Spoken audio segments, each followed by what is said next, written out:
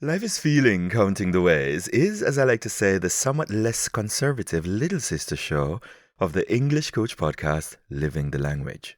Both shows are independent and self-sponsored, essentially art projects, which in themselves represent an assertion and articulation of voice, and can both be found at www.lifeisfeeling.com. Self-sponsored means that I neither get paid by anyone to say what they want me to say, nor do I, in the normal case, pay my guests to appear on my show. For those of you who are new to my shows, my first podcast focuses on matters relating to the adult learning experience with close associations to my current training practice, while this one does not. This episode 6 of Life is Feeling, Counting the Ways is a republish of sorts, since I feel that contextually to this canvas it fits perfectly. This kind of overlap will happen from time to time in an organic way, since again, as I said to an acquaintance of mine recently, this canvas, so to speak, is not really a podcast. It's me giving myself permission to dive into diverse aspects of the human experience of feeling, as a state or capacity for the perception of emotional or physical stimulus.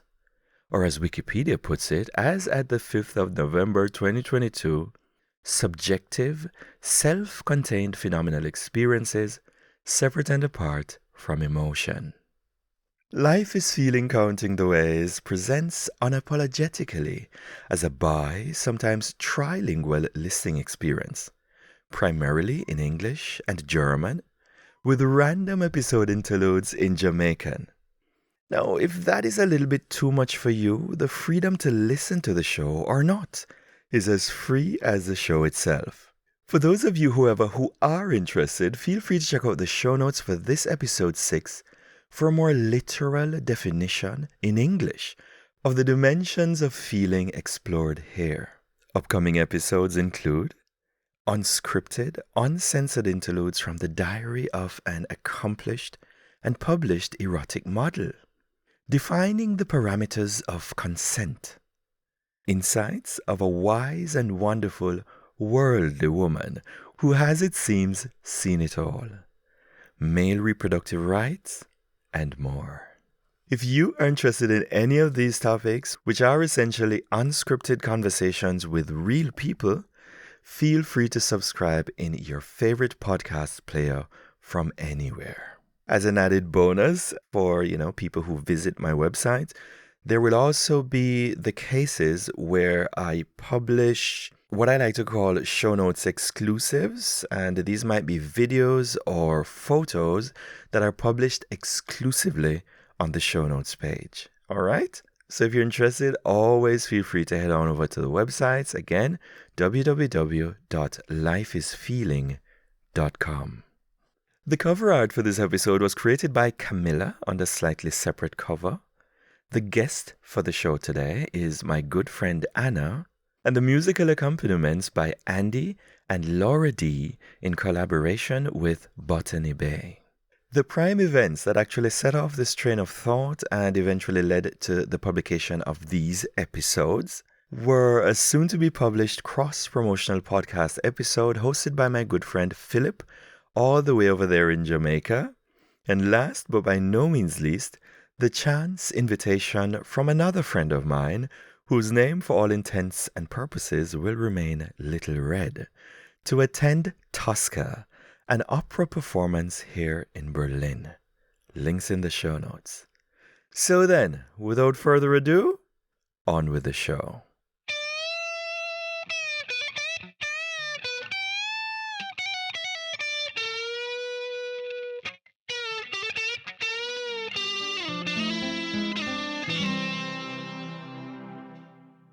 Very often, I think this judgment, this exclusion, is telling more about the person who excludes actually than, or the person or the system excluding than the people who try to come in.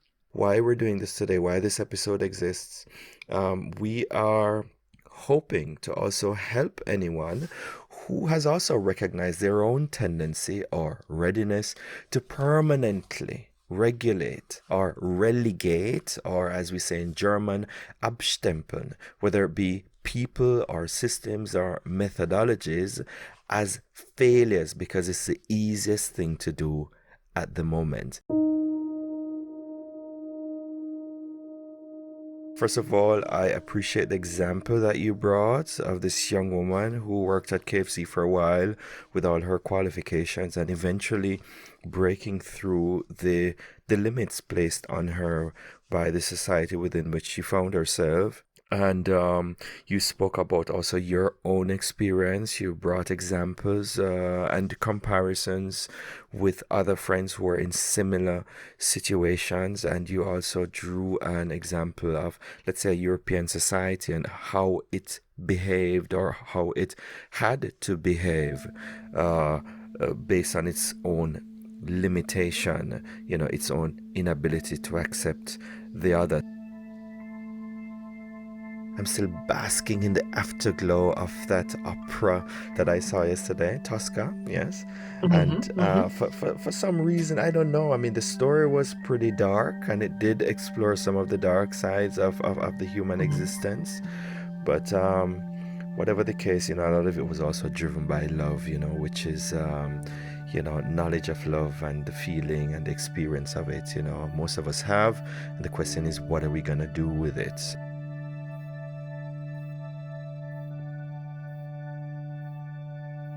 Anna, wonderful that you're here again, and thank you for joining me today at such short notice. Thank you for having me spontaneously. How was your day today? Extremely full, I have to say. So it's season, it's a high season, let's say, end of the year. Everybody wants to finish things, plan things for next year, and so on. So a lot of things, and I'm struggling a bit with the aftermath of COVID, in the sense that, I have sometimes trouble remembering things or finding words. So it's, let's say, costs more energy than usually. But yes. I'm very happy to be here and spend a nice moment with you. Fantastic. And I'm looking at your studio and it seems a little bit different than it usually looks. Have you changed something? Actually not. I'm just, it's dark outside and I just have a light from in front of me. Mm-hmm. And it's actually my office. It's not the place I use usually to record, so I hope the sound will be fine. There's a lot of glass here. Mm-hmm. May sound a bit metallic. I hope not. It's fine. The quality of the sound is, loud and clear and crisp, and I don't think we'll have a problem. I'm just happy that you took the leap to do this with me, because yesterday, coincidentally, I was I'll show off a little bit. I was on the way to the opera to see Tosca. And it was wow. Fantastic Great. piece. Yes. Very, very shocking and very bloody. And, I looked at, I don't know, if I were to reduce it to 2 words, I would say, 3 words: love, jealousy, and... nice mix. That's what I would reduce it to. But it was fantastic. Was there with a very good friend of mine, and we had a wonderful time in 3 acts. It was pretty long, almost 3 hours, and it was great. Have you seen Tosca, by the way? Not yet. I know some parts of it, but no, I love it when you can just dive. I love pop music too. When you have 3 to 5 minutes of a song, but I love to dive in this music and in the complexity of a story and music and scene and so on. So it's and it's also always has to do with some universal dimensions of humanity or non-humanity, or exactly the borders of humanity, you could even say.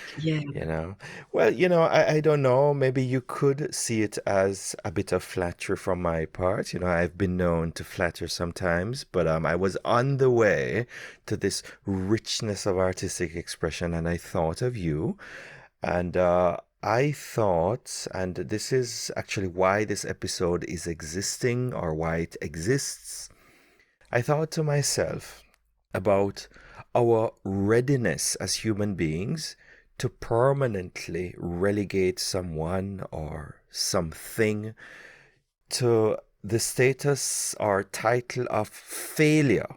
Yes, within maybe intercultural contexts, interpersonal contexts, whatever context we might find, but we are so quick to just say something or someone is a failure, also driven by cultural stereotypes that we might have, and we find easy to just use, and sometimes even, well, as I said, relegate the status of people or things permanently, as a failure. And it's something that crossed my mind while I was walking because, even as a trainer, sometimes I might meet someone and they do something, and, the stereotypes that I have, my own uh, judgmental approach might cause me Mm. to quickly, in German we say abstempeln, Mm. because subconsciously I don't want to think too much, so I do that to a person, or as a human being, or I might do that to a system. It could be an approach to training in this case, or methodology, or anything. So I was just Mm. thinking, how do we as human beings be aware, be a little more aware or mindful of these tendencies, and how do we manage them? Yeah, I could also ask if you're aware of these tendencies that we have sometimes, or not. Oh yes, it's something that I relate to very strongly. I've been experiencing several moments of that kind lately. So I don't I I don't know if it's um, an answer to the question, how do we? I don't know if it's valid for everybody or has a kind of objective or at least general value. But in my experience lately, for example, I read a LinkedIn post a few days ago about a young woman from Nigeria who was the best in her school. She skipped 2 classes when she was a child because she was really smart and could learn quickly and so on. And she, with her family, migrated to Europe, to Germany. And there she had to learn German. And suddenly she found herself being abgestempelt, as you said, with the teachers discouraging her, really discouraging her from taking the A levels, the German Abitur. And she was so crushed. She described this very difficult phase for her, where she lost her self-esteem, her faith in her own intelligence. And after a few years, she worked at KFC, I think, and did different jobs and so on, and thought that was it. This was my life. This is the limit of what I'm allowed to grow. But she managed. She decided, and she was supported also by her family, apparently, to keep going and to do her Fachabitur and to study. And she did it brilliantly and finished her bachelor, and she was celebrating it and telling this story on LinkedIn. And I was deeply touched because I think, it means that the system is not able to integrate such a smart person just because of the language. Mm-hmm. And we actually global country, with international global players, companies working abroad and so on. And we have a system that recognizes diploma inside Europe too.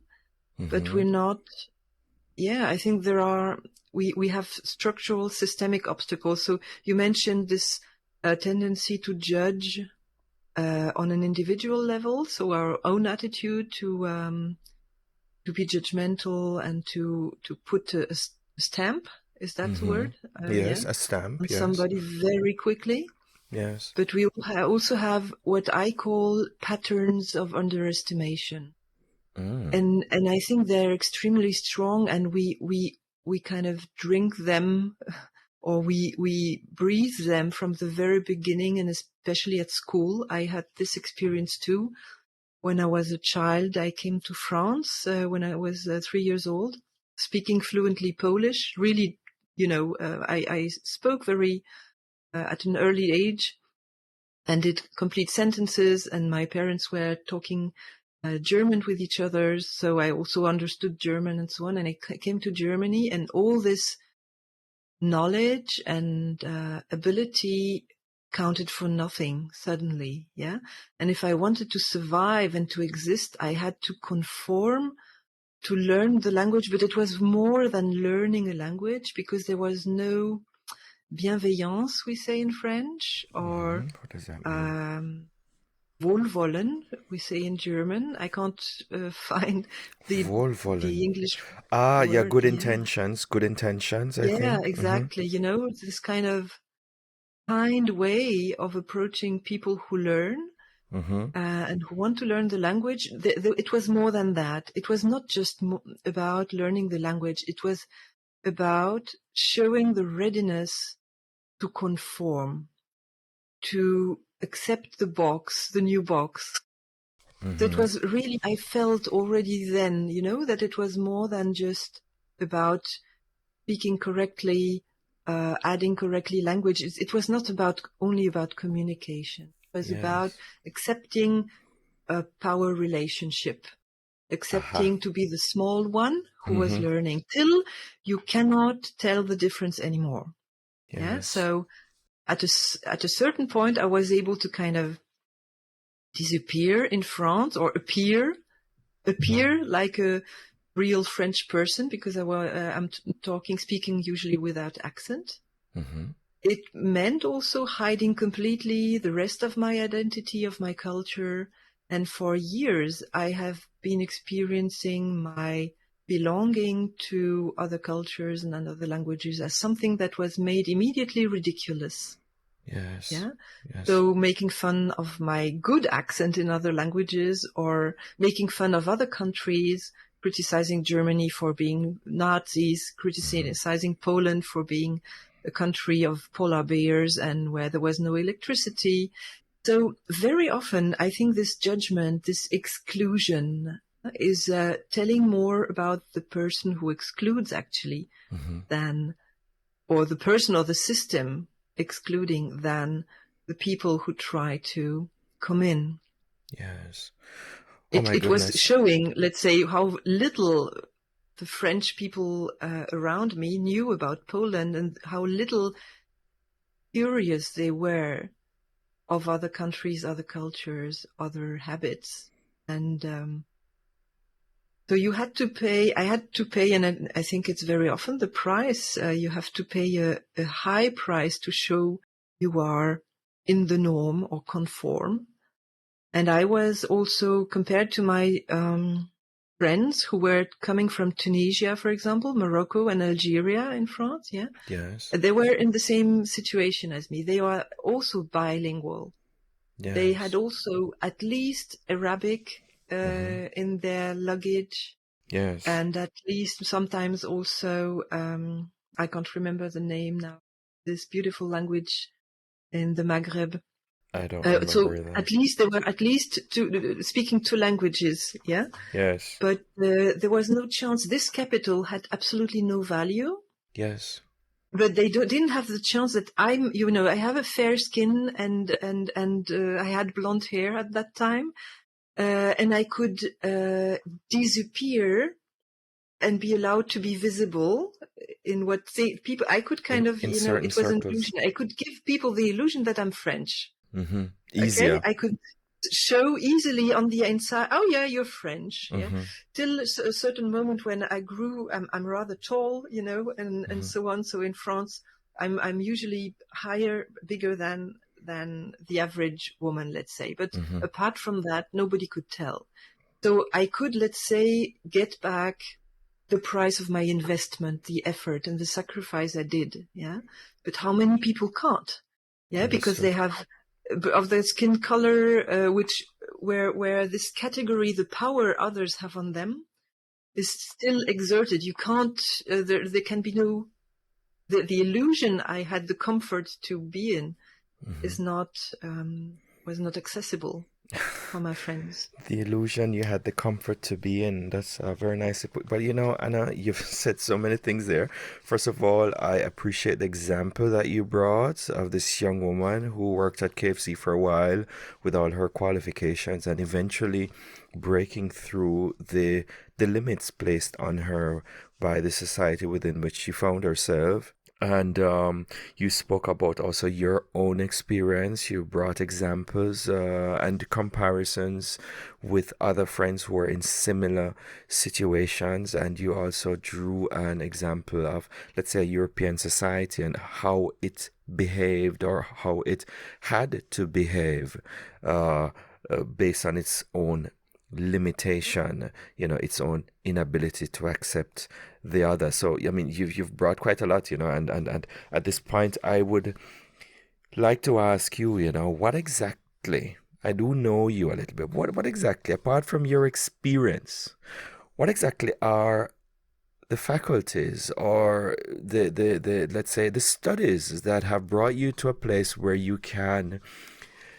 understand these things from a place of mindfulness and maybe even science? Yes, intercultural studies. What are the things that have helped you to understand these frameworks that people or systems or societies work through? What are the things that helps you to see these things more clearly?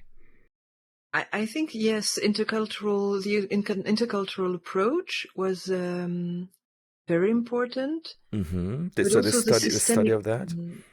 Study intercultural studies. But I think also maybe even more systemic was the sociology of Pierre Bourdieu around social capital and reproduction of privileges and so on. Mm-hmm.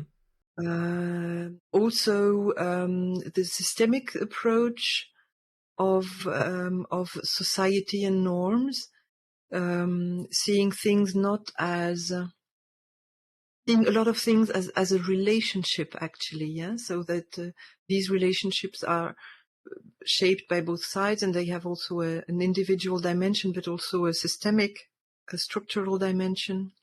This Mm-hmm. was helpful. And actually also therapy, psychotherapy, Mm-hmm. because I think you can approach things also from a kind of theoretical point of view. Yes. But the fact to reflect on my own experience and also being able to experience myself as judgmental too. Yes, yes. I started with that Yeah. as well, luckily. Sometimes I'm also judgmental, just sort of laziness, I think. But sometimes I do have Yeah. empathy and Um, I recognize some pain that I don't think my sort of my European colleagues recognize when I see, for example, someone trying to integrate. Yeah. mhm, mhm. Yeah. Well, Anna, thank you for that. I hope I didn't interrupt you too strongly, but just to remind our listeners why we're doing this today, why this episode exists, we are hoping to also help anyone who has also recognized their own tendency or readiness to permanently regulate or relegate, or as we say in German, abstempeln, whether it be people or systems or methodologies as failures because it's the easiest thing to do at the moment, and not mindful of the fact that we might be closing someone out permanently and maybe even Yes. ruining their whole existence, even though we don't really mean to. Yes. So, anybody who, is a little bit sensitive and a little bit empathetic towards their own tendencies and wants to make it better, then maybe this episode would help them to find that new state of being. Thank you for also telling me where this knowledge or and experience came from. That was really nice. And right now, though, for this show, for the English Coach podcast, I'm always trying to put this into the context of the adult learning experience. Yes, but I suspect, considering the depth and breadth of this topic, it could also be something, or that I also feature in parts in Life is Feeling. I'm not quite sure yet. Yes. However, is there anything else that you'd like to add to this? It's a short episode today, and you've already given me so much, Anna. Is there anything that you'd Sorry, like I to hope it add? was not too much of a monologue. You inspired me, and it's just Mm-mm. kind of burst out. And Mm-mm.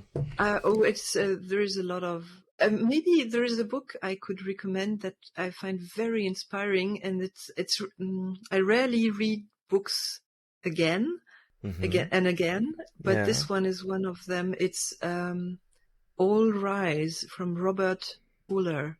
All Um, rise. Exactly. I can find the complete title of it.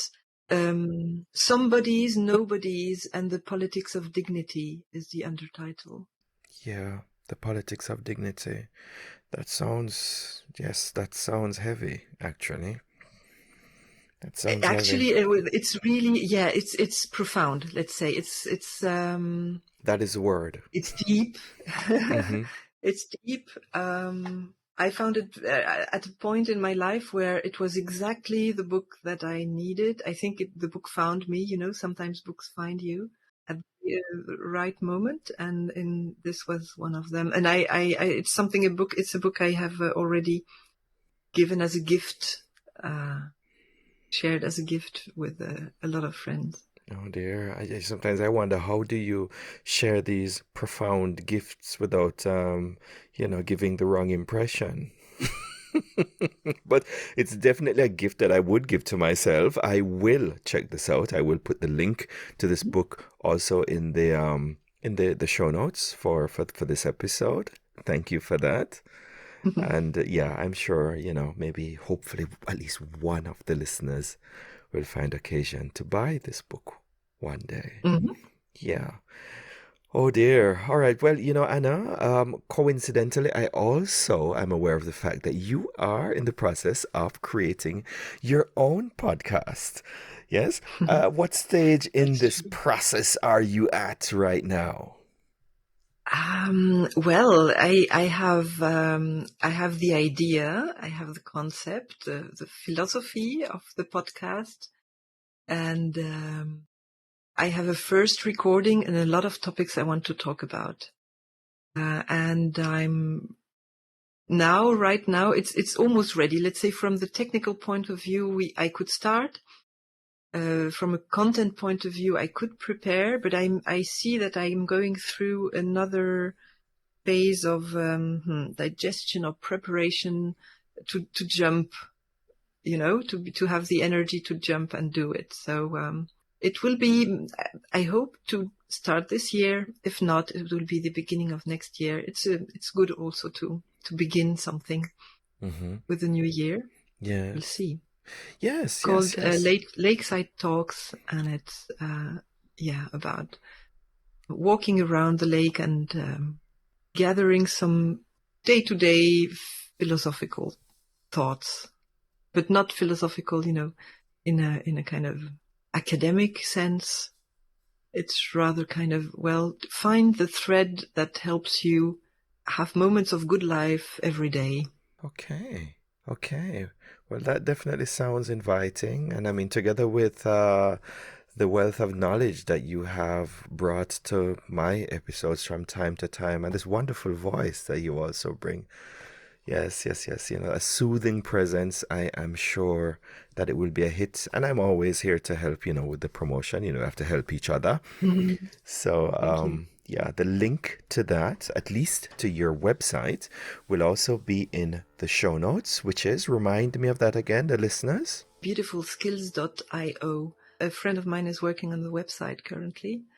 I actually planned to have it in October, but COVID decided differently, and it will be beginning of January, I think.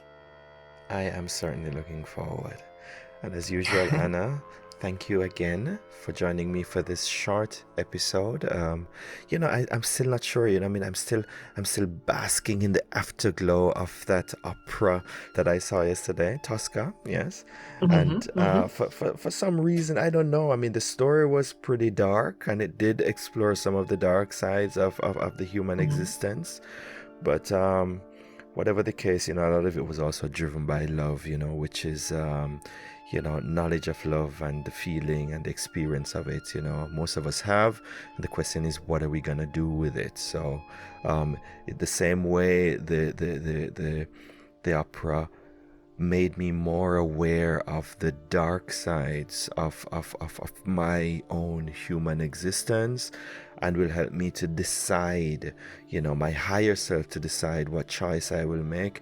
It's the same way I hope this episode, yes, with us both speaking about our own tendencies to call people or things a failure forever. We will also learn how to be more positive and more open and more inclusive about these things as well. Resisting this lazy tendency to immediately categorize. Yeah, it is lazy. All right, so we did promise for this to be a short one, so we're gonna cap it right here. Short. Thanks again, Thank Anna. you. It was fantastic. All right, bye. Thanks, Ian. Bye bye. Take care.